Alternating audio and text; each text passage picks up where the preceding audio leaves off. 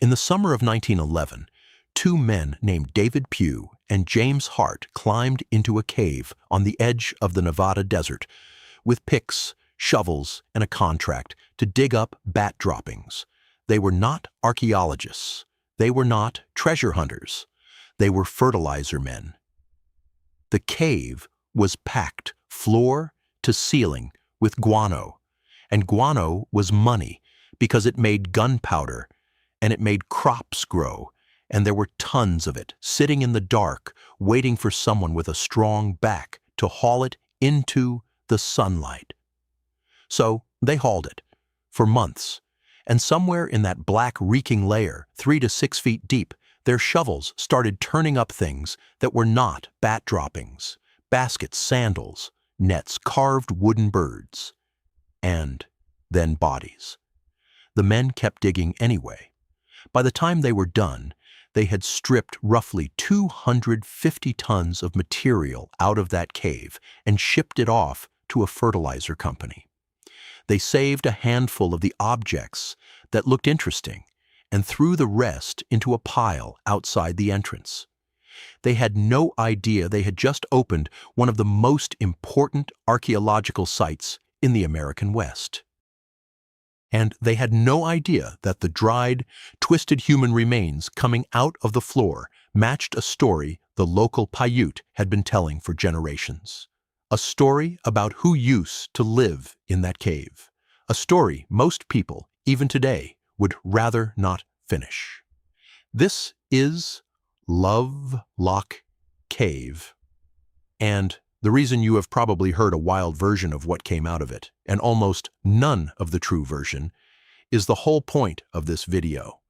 If something in here makes you want to come back and check it later, subscribe now, because this is exactly the kind of story that gets buried. Start with the land, because the land explains why a cave full of bodies makes sense. The cave sits about 20 miles south of the town of Lovelock, in northern Nevada, on a terrace of what used to be the shoreline of an enormous Ice Age lake called Lake Lahontan. Thousands of years ago, that whole basin was water.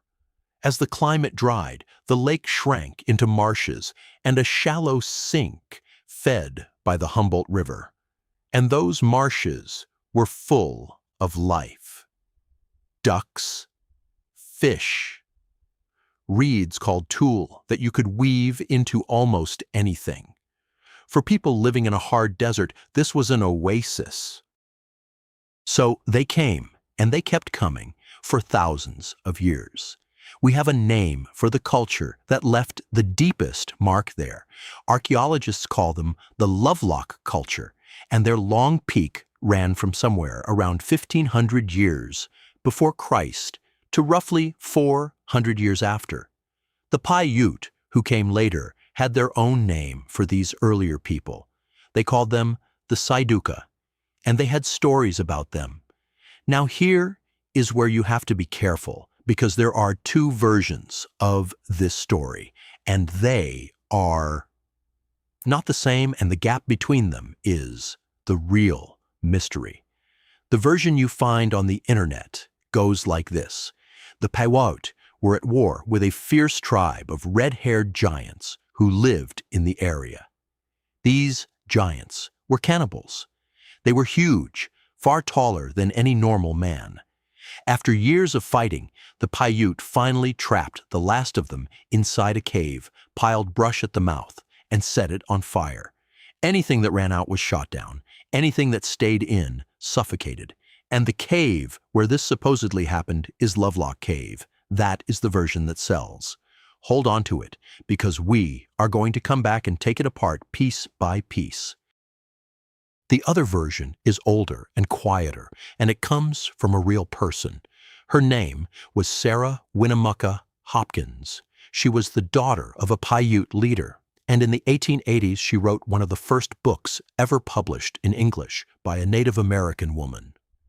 In that book she set down her people's oral history, including the story of a hostile group her ancestors fought and destroyed.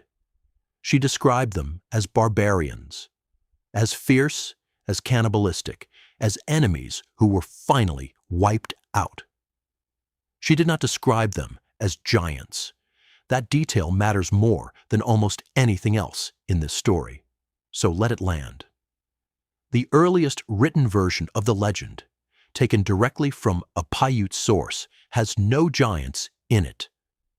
The giants show up later, in the retelling, after outsiders got involved. Remember that, because the bones are coming. The outsiders started arriving in 1886 when a mining engineer named John T. Reed was told the legend by local Paiute and taken to see the cave they said the story happened in. Reed was convinced he was standing on top of something important. He tried to get a proper excavation going. Nobody listened. 25 years later, two guano miners listened to a very different argument, that the cave was full of fertilizer worth real money.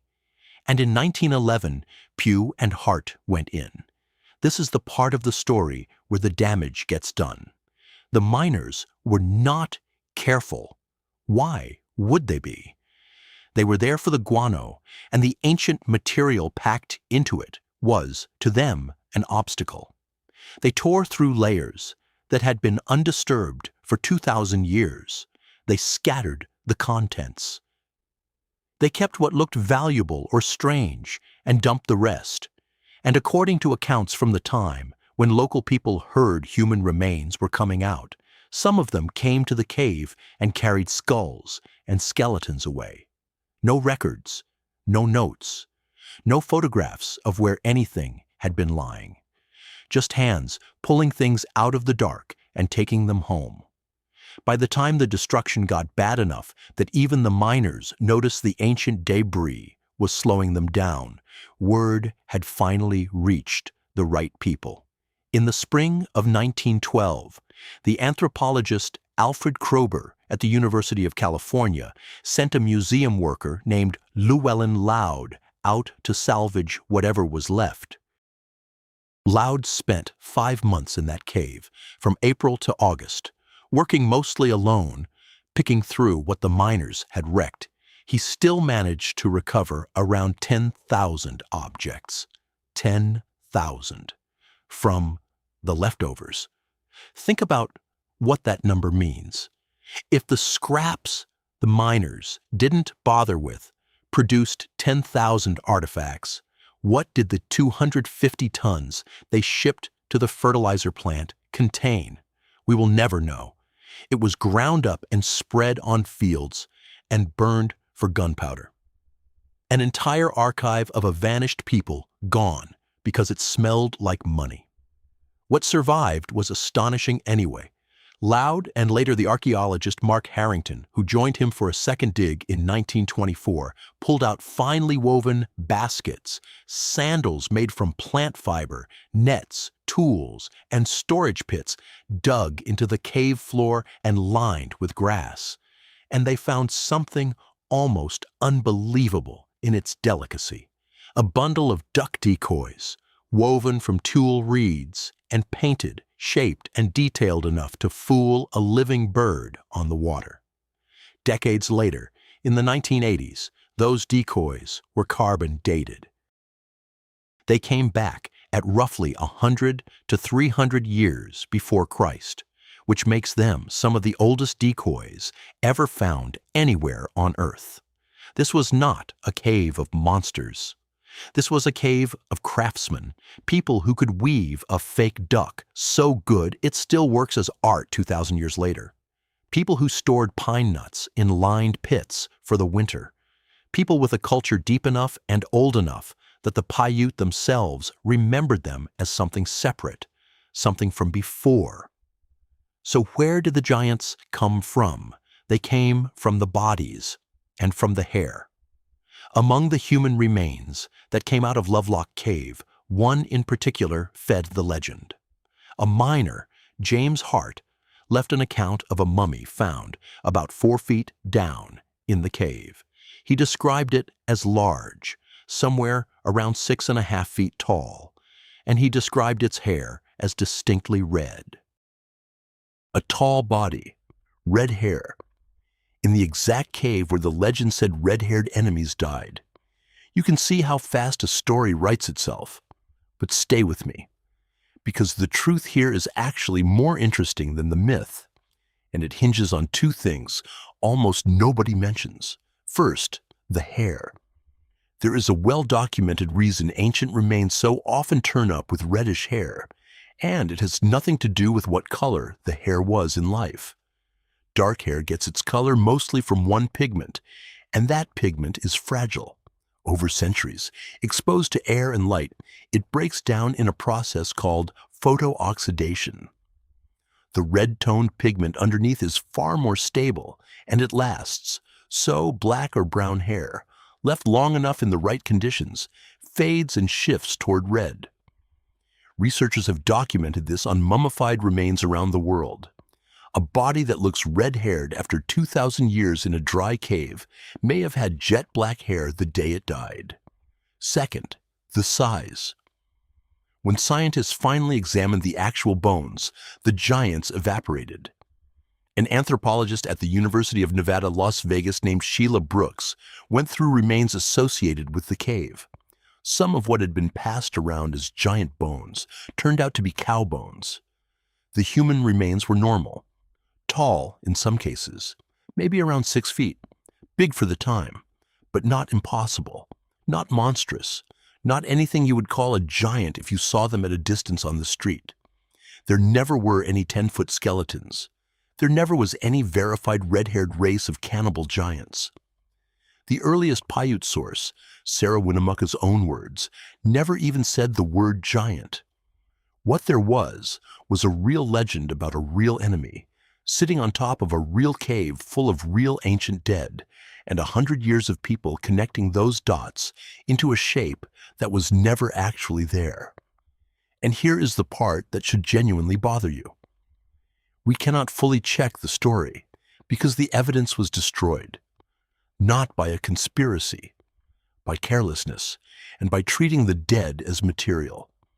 The miners ground most of the cave into fertilizer. Locals carried skeletons out the door with no record of where they came from. And the single most striking specimen, the kind of remains a modern lab could analyze in an afternoon, was reportedly boiled down and destroyed by a local fraternal lodge that wanted a clean skeleton for its initiation rituals. Read that again. One of the best preserved ancient mummies in the American West may have ended up as a prop in a lodge ceremony, boiled in a pot, gone forever. So, when people ask why the Lovelock giants can't just be proven one way or the other, that is the answer. The proof was treated as garbage and as decoration by people who had no idea or no interest in what they were holding. What we are left with is the legend, the cave, and 10,000 surviving objects that tell a quieter and truer story. A people who lived in that basin for thousands of years, who wove and hunted and stored food and buried their dead in the dry dark where the desert air kept them. A people the Paiute remembered well enough to make them the villains of a war story, and a modern world that took that war story, added giants and red hair and cannibalism, and sold it back to us, while the real artifacts sat in museum drawers and the real bodies got carried off in the night. The cave is still there. You can walk down into it today on a wooden boardwalk. There is nothing left to see but scorch marks and the scars of a century of digging. No baskets, no decoys, no bodies. Just an empty stone throat in the side of a hill, and the smell of old smoke, and the strange feeling that something important used to be here, and almost nobody noticed until it was already gone. The Paiute told the truth about one thing. People died in that cave. We just spent the last 100 years arguing about the wrong question.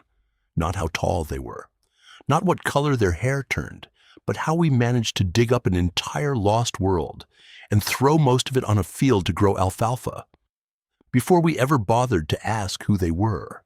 That question is still open, and the people who could have answered it were shipped out of that cave in 1911, in sacks, by men who thought they were only carrying fertilizer.